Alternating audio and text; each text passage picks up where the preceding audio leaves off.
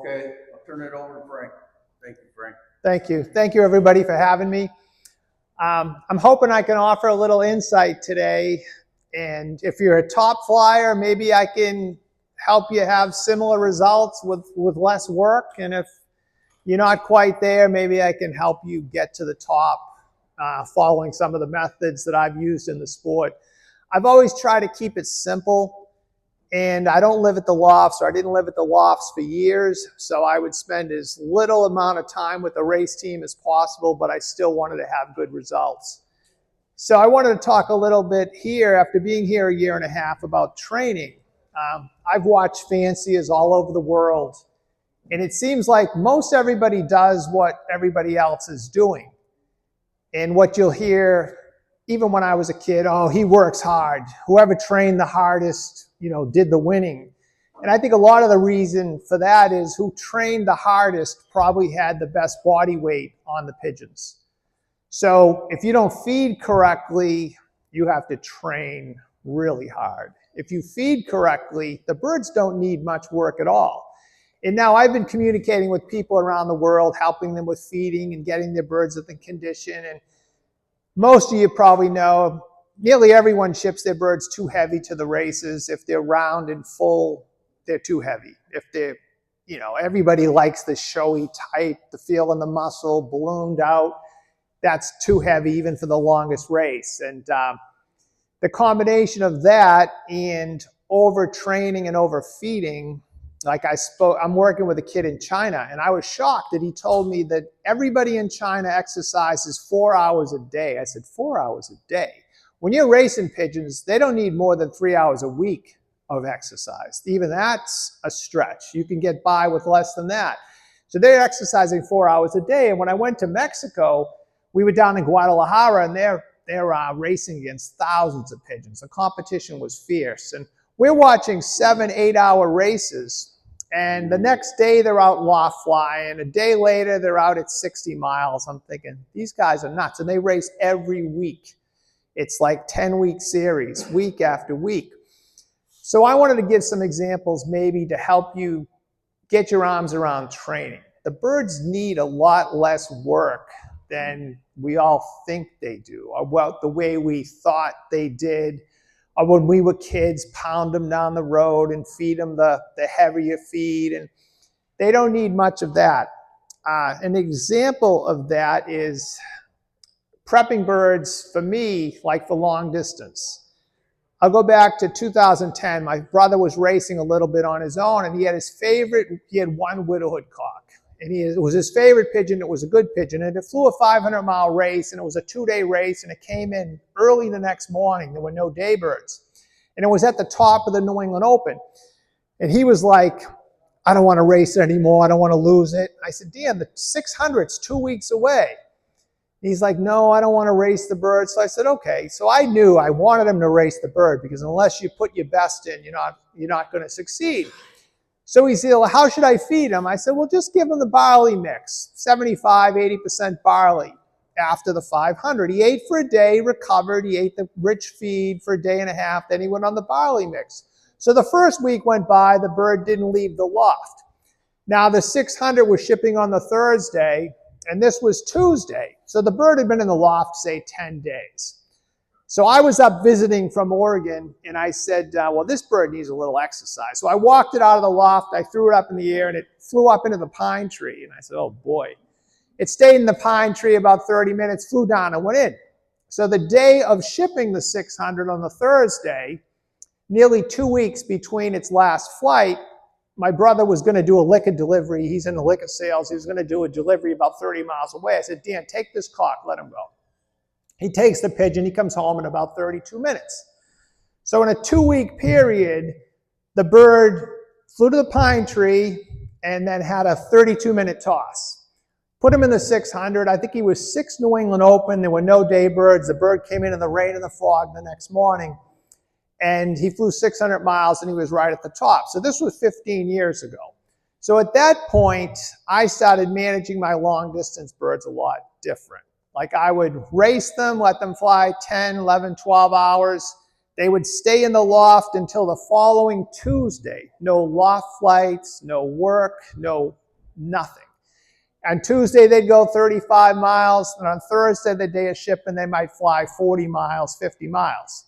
2 tosses in 2 weeks, and then the same pigeons would be right back at the top of the combine. So once you realize how little work these pigeons need, it makes this game a lot easier. The big problem would be the feeding. If you feed, like I tell people, if you feed like you can't train like me. My birds live on pretty much 75% barley and 25%, say, Vercel Lager Champion or something like that. And you would feed that 6 days a week, Monday through sipping for 300 miles or less. Even on shipping day, they don't need all that rich seeds for like a 5 or 6 hour race. If it's over 6 hours, I might give them fat seeds the day of shipping. But for the big mistake everybody makes is they send them too heavy, they feed too rich feed, and they feed it for a couple of days before shipping. Now, I tend to feed, if it's an overnight ship, I tend to feed on the Friday. I'll give them the fat seeds if it looks like it's going to be more than 6 hours. If it's going to be under 6 hours, they'll eat 75% barley the day of shipping. And my measurement is 1 pick pot, like one of those pick pots that the Red Minerals comes in, per 10 pigeons. So that's once a day. You just feed the birds once a day. You don't have to feed them multiple times. Once a day, the 1 pick pot, feed them and get in and get out. The birds will be light and they'll be buoyant. And we tend to send them way too heavy. And we think they need more energy than they do. Like the secret is, you know, if you got a race car and it's lightweight and it's aluminum and it's big engine, well, you don't need to fill the tank with 50 gallons of gas if it only has to, you know, race quarter mile or something like that. You have to give them enough energy for the task. You don't want to overload them. And by feeding them 2-3 days in a row, or feeding them after a race 2 or 3 days in a row, rich seeds, they tend to blow out. They tend to get heavy. So my birds, when I'm racing, they never blow out. They never get heavy. They're light. You know, you hold them and it's like handling almost paper sometimes. Like sometimes I think I took it too far. They're like, boy, they're going to a 500-mile race and they're like this light. And but we all send them too heavy. So you have to kind of change that thought. And most everybody overtrains. I see it. I know it's more here. Like we do it for ourselves. We're not doing it for the pigeons. They don't need, once the race season's going, they don't need that much work. You can race them on Saturday. They can fly 2 times during the week, and you can put them right back in the following week with 2 flights a week, and they can fly spectacular. And I've got fanciers now all over the world, working guys, Spain, Belgium, the Philippines, people that don't have the time to like loft fly or train daily, feeding and training like I feed and train, and having spectacular results. And I know it's tough because when I talk to people like in China and they're saying to me, well, everybody exercises 4 hours a day. And I'm thinking, well, just because everybody exercises 4 hours a day, you don't have to do it. But that's the mindset. And I know even down here, I'm sure that everybody looks at the top guys and see what he does. And sure, you can have great success probably working them and feeding a rich feed, but you can get just as much out of them with a lighter mix, with less work, concentrating on the body weight. And I'm just a fanatic about the body weight shipping birds. And once you get your arms around it, really shipping them light and corky with not a lot of extra, with maybe fat seeds the day of shipping, that's plenty. One thing I think that's thrown the sport off, there's always these myths and things that get spread around in the sport, and we take it as fact. Like I have people tell me all the time, well, a bird, what you feed a bird on Thursday can't be used and isn't available till Saturday. And it's kind of funny to me because what you feed the bird this morning is processed through its system and stored, and everything that's going to happen to that grain like 14, 15 hours later. But this there's a mindset, and I think there was an article one time about, oh yeah, the bird can't use its feed for like 48 hours after you feed. And it's not correct, because most of the time I'll feed I have half the world feeding the day of shipping the fat seeds. And like with this Gulf Coast Classic race yesterday, I thought whenever anybody sees headwinds, they start loading the birds up. They thinking, oh, there's going to be a headwind. There's going to be a headwind. They start feeding more fat seeds. And the birds, a lot of the fanciers ship the birds too heavy because of that. And I would have looked at it as this race, I would have fed fat seeds the day of shipping, say, well, they're going to eat on the truck. If they don't, they don't, and then let them go. Because the birds that fly the best in the headwinds are the lighter, corkier, buoyant type pigeons. It's not the full round type birds. It's the real light, buoyant birds that are going to fly better into headwinds. And it's just something that since we were kids, we always looked at it and handled it one way, but it's something else. So I wanted you to think about that and think about maybe less work, do more with feeding. If you want my feeding program, you can email me. I'll send it to you, what I do. And we've had national aces in Spain, Denmark, and some of the champion fanciers that have had success other ways have adopted more of my feeding, and now they're doing like a third of the work and having the same results. I don't think, if you're a good fancier, I think you'll have the same results. You can just put in less of the work. Another example is when I was in Belgium, we watched the Barcelona, and we were at Silvertoyas, and the next morning we went back after the Barcelona race, and he had a setup which I thought was amazing. He had 6 lofts, and he would wean a team of young birds into that loft, and they would race their whole lives from that loft. And then the following year he'd wean, and so when they got to 6 years old, there was only like 2 or 3 in that building, and then he would start the rotation again. So the birds came home from the Barcelona, say, yesterday morning, we went to visit today. He's letting the Barcelona team out to fly.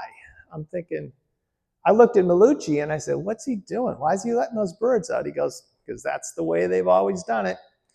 And I used to visit Malucci as a kid, and he would have the cocks locked in their nest boxes to rest. Like he would have certain pigeons that flew the 500 or whatever locked in. So he would let the others out to exercise, but they would be locked in. And when my birds fly a long distance race, it's like probably 10 days of total rest. They don't leave the loft. And I know people talk, oh, they got to fly and work off the lactic acid. And, that's for us. It's not for them. You can do it, but. And then other people say to me, well, they don't have to fly. I let them out, but they don't have to fly. Well, they become a creature of habit.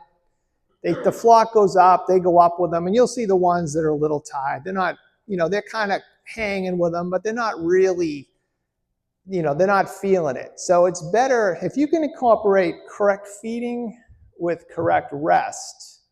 You can do remarkable things with the pigeons. And I know I've had amazing results putting literally no work into the race team, and the system has been great all over the world, from the Philippines to one of the top fanciers in Belgium I've been helping with feeding, and he's just dominating over there. And when I was in Belgium this summer, we went to visit a sprint champion, and I'm handling his race team. And they were still racing at the time, and I'm saying, these pigeons are so heavy. He's winning with these. Imagine if he ever had the body weight right. So most everybody ships them heavy, and if everybody's heavy, a heavy bird's going to win.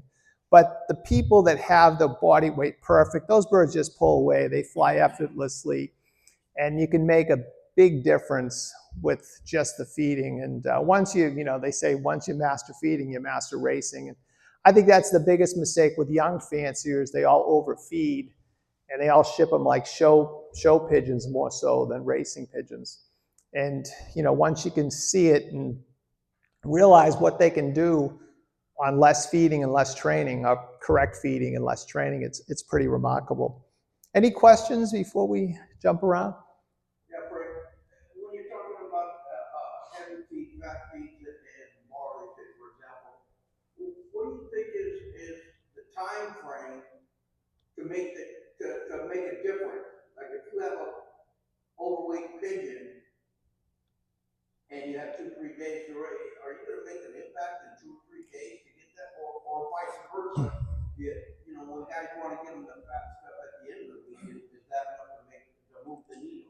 Yeah, well, the question was, I'm not sure you can hear, if you can move the needle with feeding, whether the bird is too heavy going into the race or, you know, too light going into the race. Normally, a couple days of fat seeds usually would be plenty for even long distance racing. Like I like them nice and light and buoyant, and I've gone into the long distance racing, and on day of shipping, I'll look at the 500-mile race and it looks like 10 hours, 11 hours, and the body weight on the birds are perfect. I'm like, this is exactly where I want them. And I'll feed them the depurative mix or the barley mix the day of shipping for long distance races. And most fanciers will think I'm nuts, but it's more about where I have them physically, how they feel and how corky they are.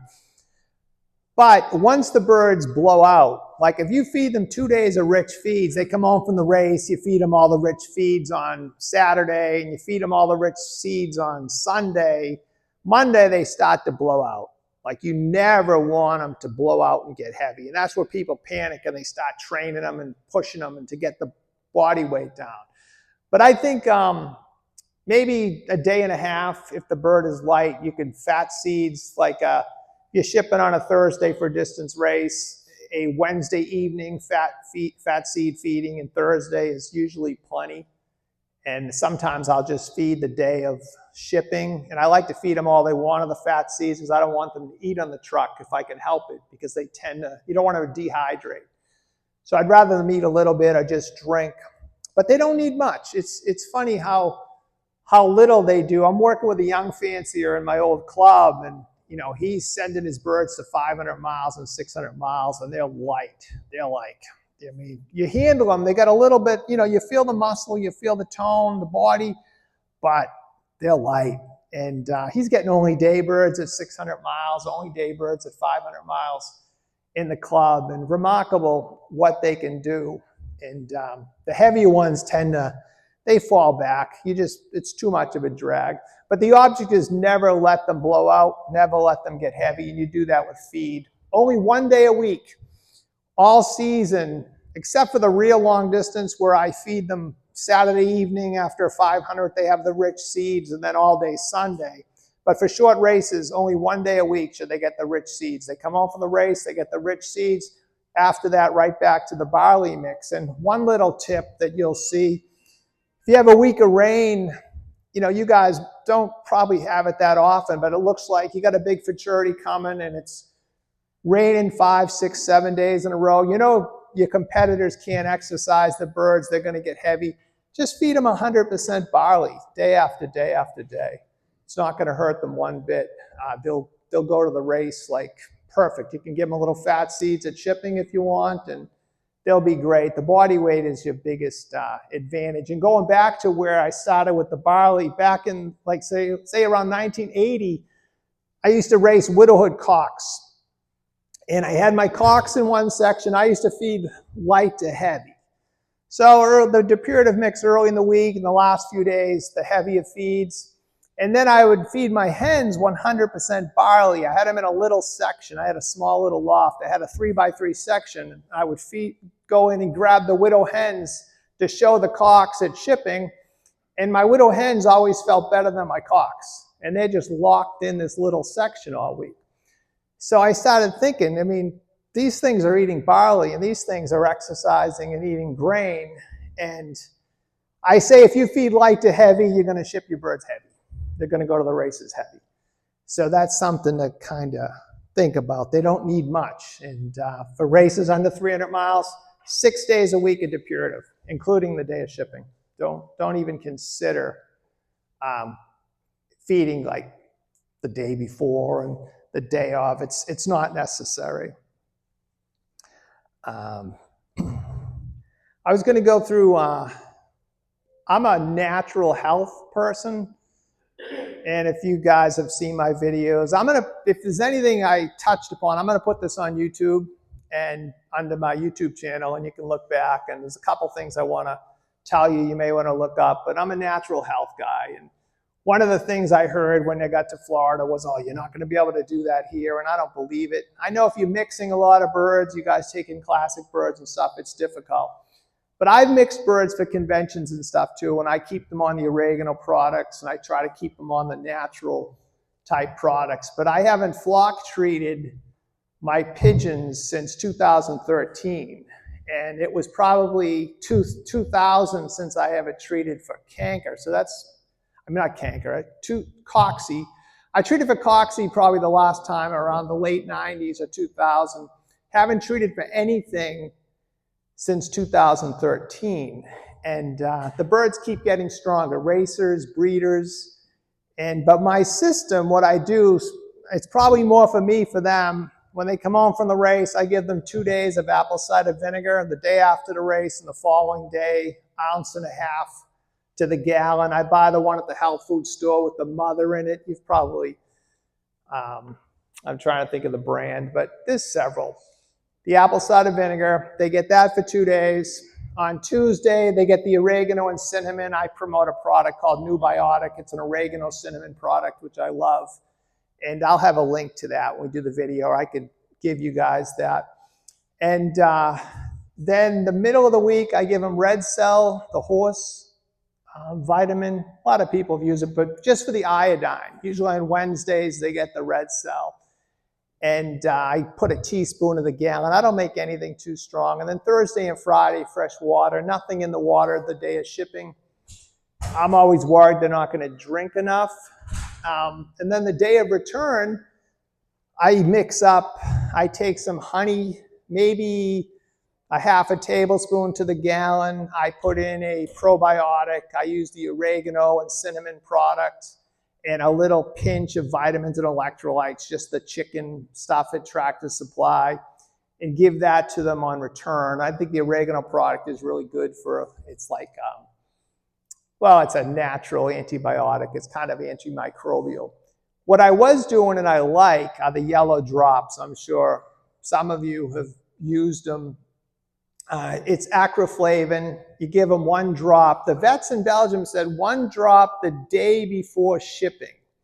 And it opens up, it cleans, it knocks the canker down, and it cleans out the respiratory a little bit. And I was doing it pretty regularly. I was doing it up until 2 years ago when I had like the most spectacular old bird season ever. I had hens winning combines against the wind by like 25 minutes, 20 minutes, and have the top 3 over ½ an hour. And still my 3rd bird was ahead of the combine against the wind. And that year I didn't do any of that stuff. I didn't give them the yellow drops. I didn't mix anything on the feed. So is it necessary? I think if you're just going to natural health, it's necessary. But if you've been like antibiotic free for over a decade like myself, it's probably not necessary. I would use more of the natural products if you're switching to natural health. And then over time, I started worrying, do my birds need natural products to stay healthy? Am I like, have all these pigeons, and what if I stop the oregano and I stop the apple cider vinegar? And then a couple years ago, I stopped pretty much everything. They just get water and no difference. But I did spend years on the natural type health, and I think it can be done. And the more I've got into it, for myself the last 1.5 years since I moved into Florida, the microbiome in the gut, like that microbiome, when we give the antibiotics, it kills the good and the bad. And then a new type of microbiome takes hold, which usually isn't as good as the one that should be there. You never really can get back what should be there once you treat with antibiotics. And I think if you can get those pigeons to have a natural, from their mouth through their butt, all these little bacteria that we don't really understand very well, if you don't upset that, it can make a big difference over time. You will have, when you switch to natural health, you're going to have sickness. I saw it with my birds. You'll have more respiratory, you'll have canker. But the weaklings show themselves. Like in my loft, if I get a sick one, there's a weakling because there's no help with drugs or antibiotics or anything like that. The weaklings will show themselves. And I can take them out of the population, or they take themselves out of the population because you lose them, because I'm not giving them an opportunity to recover with the antibiotics.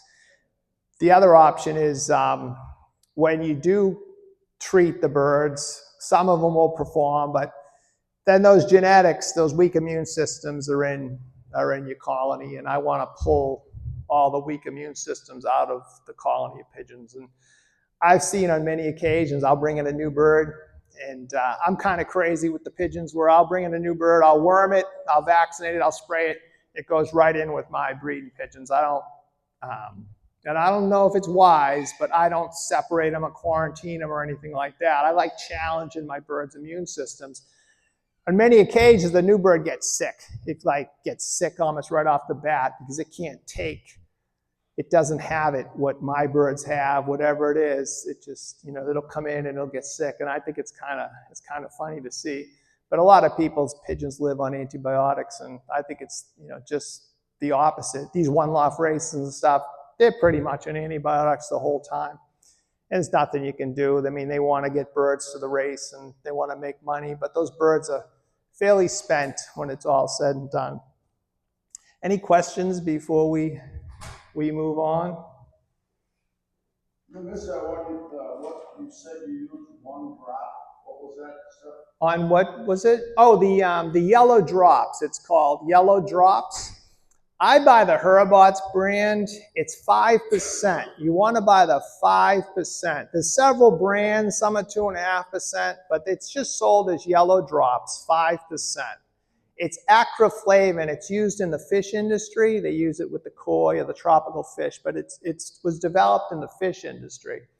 And it's an antimicrobial. It's not a drug, but it's almost like a disinfectant. But it definitely has an effect on the canker and the respiratory, the upper respiratory. It's a great product though. But oh yeah, drive my wife crazy. My fingers, my fingernails, everything will be yellow.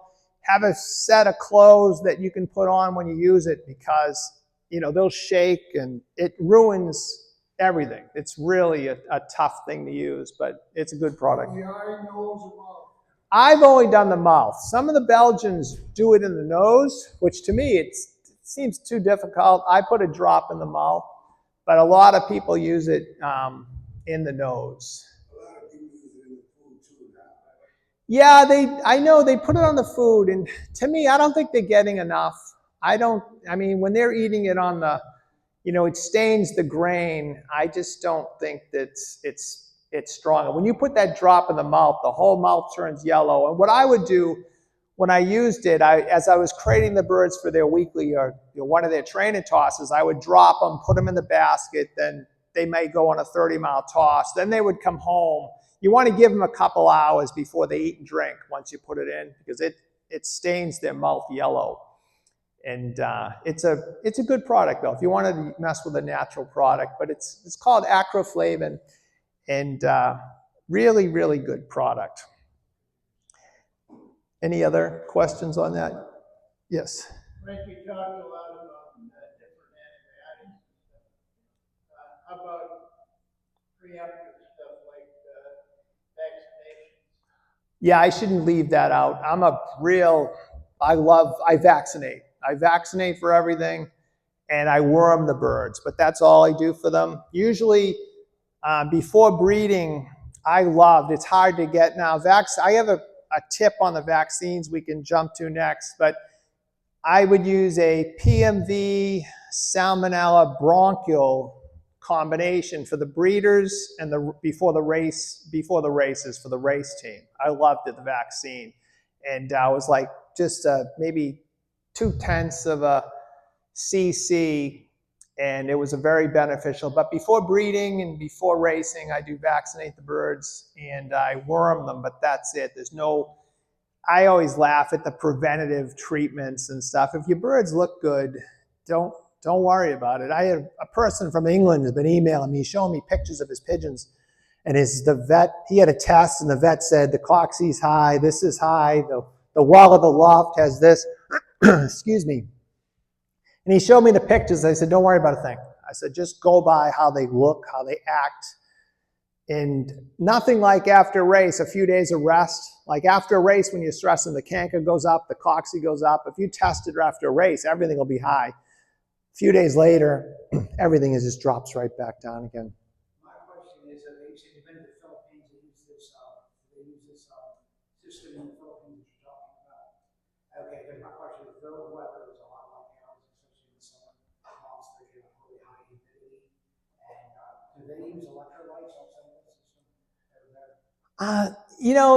A lot of people go overboard, but yeah, I'm not really a big fan. I mean, I'll use it on return, but very weak. You don't want to ever put anything too strong, and it'll cause the birds to dehydrate if you make it too strong in the water. So I use everything very light on return, but I'm not sure. I mean, I think if you have minerals in front of the birds, all the different mineral cups, my favorite is the Vercel Lager.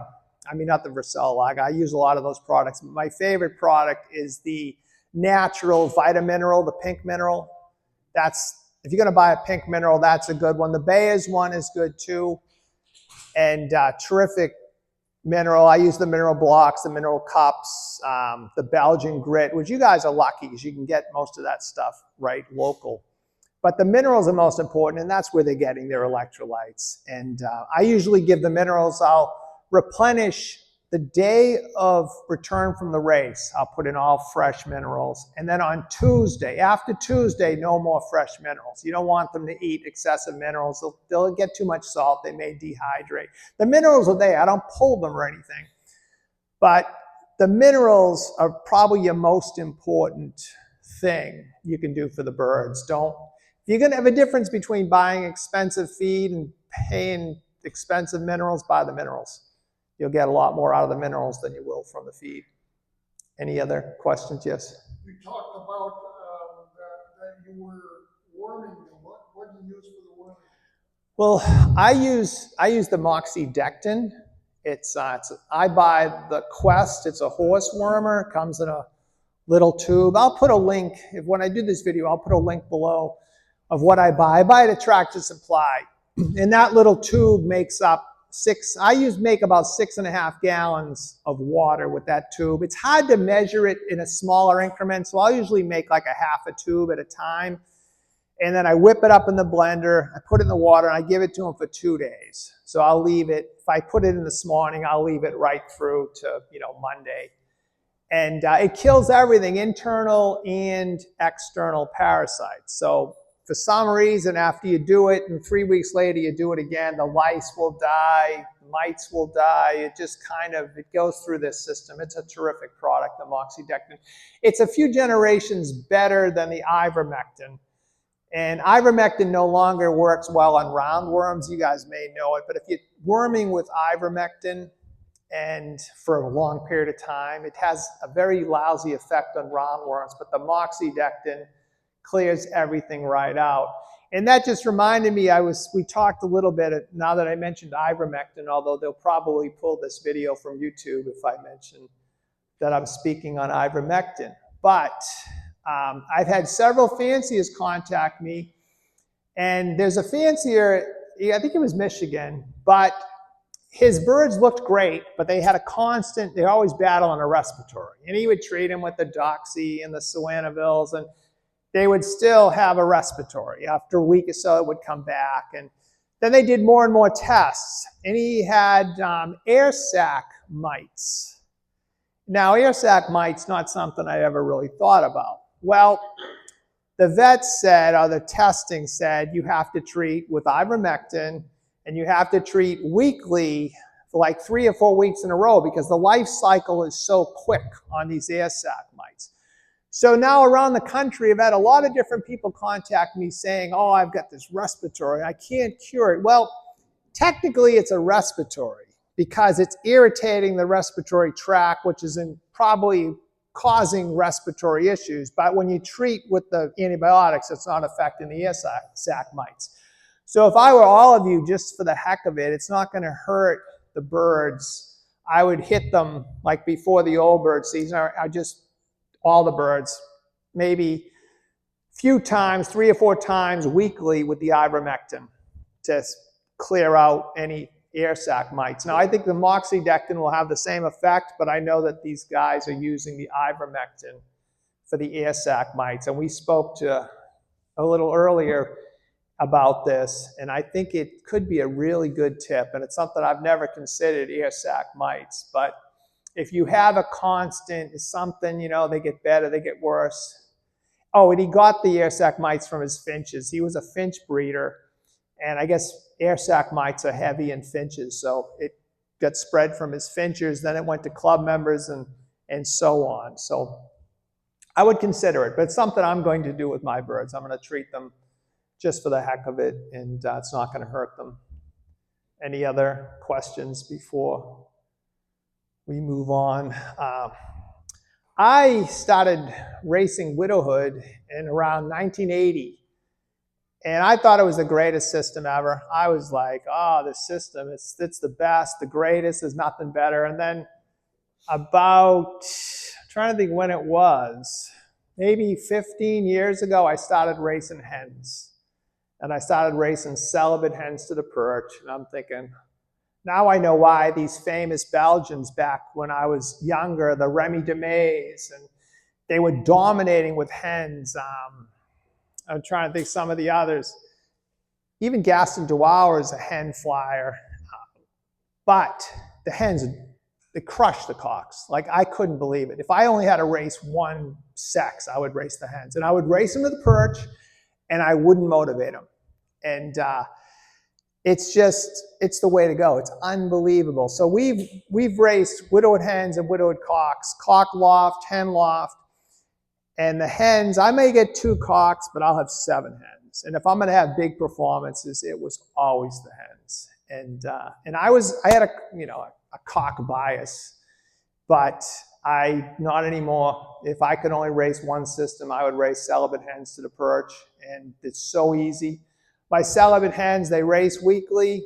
They train Tuesdays and Thursdays, and then they race. They don't leave the loft. They're locked out in a little flight pen during the week, but they race, they train twice, and then they race. But it's all done with feeding. They're always a little hungry. They get that 1 pick pot of the depurative mix per day, and unbelievable, the hens. And motivation, it's for you, it's not for the pigeons. You can motivate and play games and bring in hens and double and open nest boxes and show bowls. You're making more work for yourself.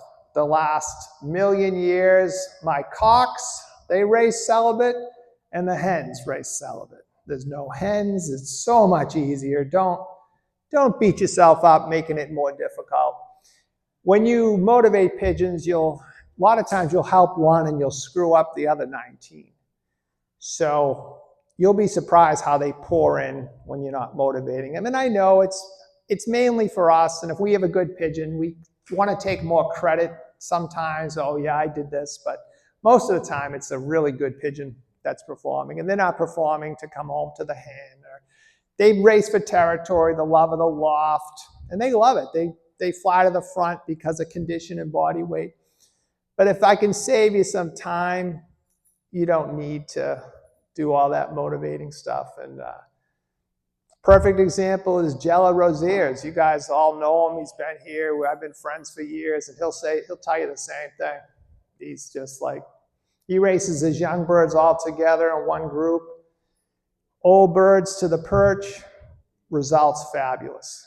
And you got all the I think you screw them up more when you're messing with all those different systems. And it's something to consider. I'm always looking to make this game easier and still have good results. And when I go, a friend of mine sends me a free ticket to Blackpool show every year. He wants me to go over and hang with him, and he has so many miles, I get a free ticket. And I'll be walking around the show, and people will stop me because they see the YouTube videos, and I like it. It's kind of cool. It's a little annoying for him, but as they're asking me questions, and he'll be like, "He's lazy. He's just lazy. He's a lazy pigeon fancier." That's why he uses these methods. But you can do it without all that work. You can get so much more out of them without. I know that it's hard if you're still working down here and you've got these retired guys, and like Randall, I mean, these guys are the best in the world. And, if you don't have the time, you have to change your system. You can't follow these systems if you don't have the time. You have to follow my system, and you'll have really super results.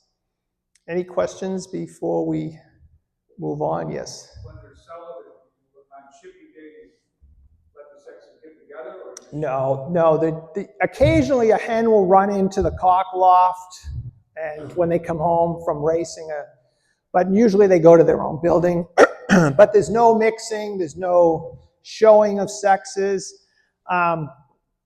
Years ago, a Belgian was visiting me. This was 2013, and it was the winter of 2013, January. And I was showing him my system, my hen system. And I said, I was racing him out of a section of my young bird loft, just purchase. And he's like, well, where are the cocks? And I said, no cocks. I said, this is it. He goes, oh, is this their play section over here? I had another section in the young bird loft with nests. I said, no. He goes, tell me the truth. I said, this is the truth. I ship them. They train 2 days a week. They live on the barley mix. They fly at the top. And I was winning national aces and all kinds of things with these hens. Even if the hens mate together, and I know a lot of people say, oh, once they mate. I've had hens cuddle the whole season, maybe lay the occasional set of eggs, and I've been 1st and 5th national ace with the mated pairs. It's amazing. So he was telling me that's crazy. If you raced in Belgium, you'd get killed. Well, I said, well, I'm not in Belgium. I'm having super results here in New England. I'm going to stick to it. But then I started thinking, well, maybe I'd do better with the hens if I, put the cock under the crate or, tease them a little, have a couple cocks when they get home. And so I fooled with his system a little bit, had a mediocre old bird season. I was so disappointed. Wrap around to the following winter, he wins national ace of Belgium, wins a national, all kinds of results. He runs up to me when he sees me and he says, hey, Frank, I tried your system. It's great. And I said, I tried your system. It sucks. So we do what we've always done. We do what our grandfather's done. Widowhood hasn't changed since the 1930s. If you see a video, they're doing the same thing with the nests and the bowls and all that. I don't mate the birds before the season. I'll mate them after the season. I will do that. I'll let them raise a round of babies after the season. But you can get a lot out of them, especially with you guys in Florida, because it's so early when you're racing old birds. When I get to June, my hens want to mate up. But if you're rolling into old bird season this time of year, it's coming up in January. Is that when it starts, the end of January? The birds are barely even wanting to mate at that point. So you can do a lot with the celibate hens. Any other questions? I wanted to, we're having an issue with vaccines. The government has really come down on vaccines, bringing vaccines into the country.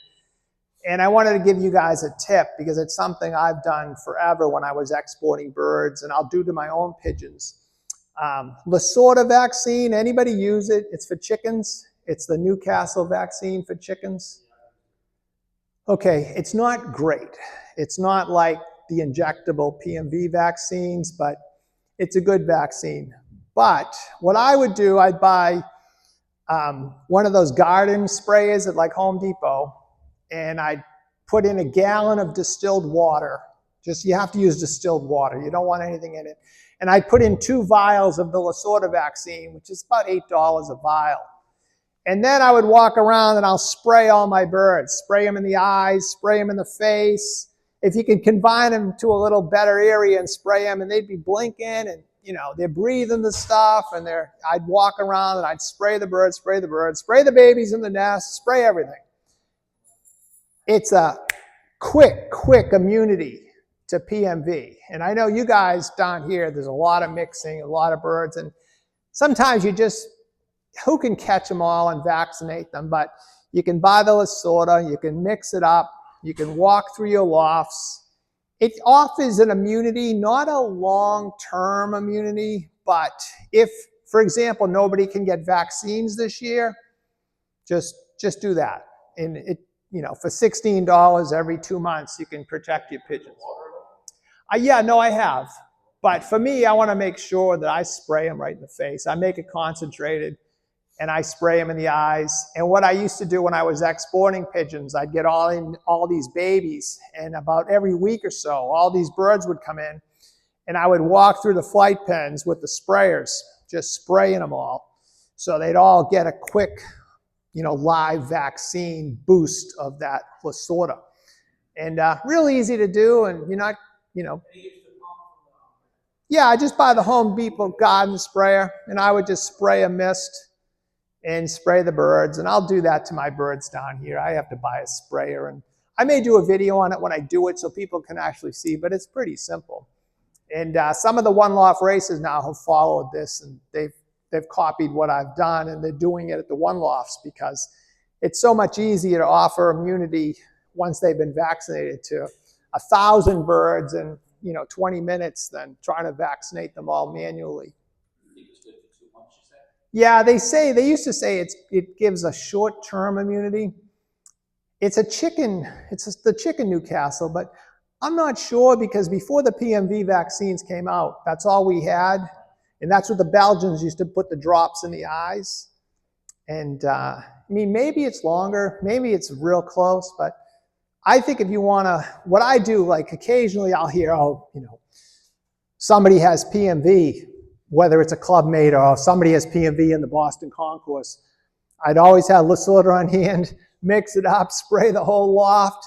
You immediately get that immunity to the birds, like that instant take of that, some sort of immunity to the PMV. But this is an option if you can't get the vaccine, because there's going to be a problem getting the vaccines. They've really come down hard on the companies importing the vaccines. Because you said use the oregano, use that. Have you ever used the E. coli? Yes, to me, it's a good product, but it's just too expensive. Like I promote, it's called New Biotic. It's an oregano cinnamon product. It's 1 ml to the gallon, and it makes your eyes water. I mean, it's that strong. So this big bottle, 1 milliliter to the gallon, lasts you forever. Like for 32 ounces might be $90. Where, Ecotonic, again, good product, but it's like an ounce to the gallon, and you get 16 ounces to the bottle. So this thing, excuse me? I said you can buy it. I'm saying the E. coli, you can buy one. You get by you. If you buy the product. Yeah, which is good. It's a good product, I think, but for me, I was always, I was always exporting birds to like the $1 million race. I might have had 1,000 birds. I had my own birds. I had the auction site birds.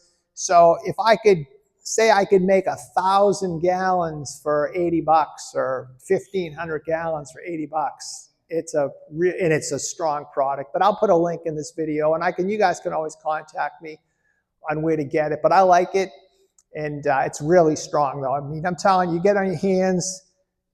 The first time the birds walk up to the water is they're going to walk away from it. They're not going to like it. So how long have you been using cinnamon? Well, I was using just the oregano product, forever. Almost 20 years I was using avian solution, but this now has the oregano with cinnamon, which is another whole big beneficial thing to it. Just a couple years, it might be 3 years now or so. Yeah. No, it's a great product, cinnamon. You just have to worry about the heavy metals now that I looked into it. I was going to take it. Everything's got heavy metals in it. Any other questions on that? I usually will I'll put 2 vials to a gallon. You could get away with 1 vial of Lasorda to a gallon. I would make it strong. It's not very expensive, and you can buy it from the pigeon supply houses, but you can buy it on the internet from like the chicken supply houses. I would buy like a pack of maybe a 10-pack. I might even bet a 20-pack, and it was really inexpensive, maybe $5 or $6 a vial. And it's good to have on hand though. Just keep it in the fridge if you need it, and you save you some time. It might save you pigeons. And if you don't vaccinate, I've had PMV over the years, bringing in birds and shipping birds all over the world. And it's the only thing that scares me. Nothing else scares me but PMV. So you really want to stay ahead of that one. That's bad. Yeah. Any other questions? Let's see. I want to make sure I hit on some of this.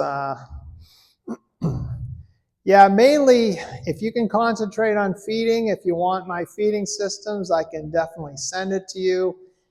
If you think you have more respiratory than you should, try treating for the air sac mites. it might make all the difference in the world. It doesn't hurt. The ivermectin is a great product. It's pretty harmless. The other thing which is interesting is it definitely has a, yeah, this video is going to get taken off for sure. It definitely has an antiviral effect on them too. I know some fanciers are using it during young bird sickness and things like that because it has a positive effect. Well, they would use the sheep drench, maybe just, a half teaspoon to the gallon over a period of time. But one fancier up my way, what he would do before the young bird season, like the week before the young bird season, before they were on the truck, he would give all his birds a drop of the actually ivermectin, the one that you'd syringe out, like the real concentrate. He'd give them a drop. Never had any young bird sickness, like going into the races. So is there something to it? Maybe it's worth a try, but it's, excuse me? I said I did it up north.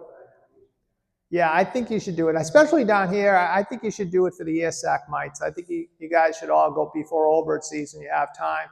Treat them once a week for 3 weeks with the ivermectin, just to make sure that is clear, because it's not anything I've ever considered, and it's out there. It's a problem.